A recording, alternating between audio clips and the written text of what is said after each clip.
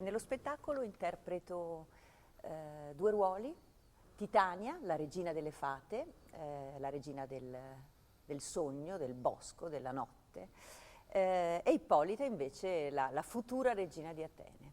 Ippolita è l'Amazzone che è stata vinta in guerra da Teseo e portata come, diciamo, come prigioniera in Atene, ma per essere sposata e per diventare la regina, la sua compagna. E abbiamo specularmente in tutte e due le coppie, sia in Atene sia nel bosco, inizia lo spettacolo, inizia il sogno in cui c'è un grandissimo disequilibrio.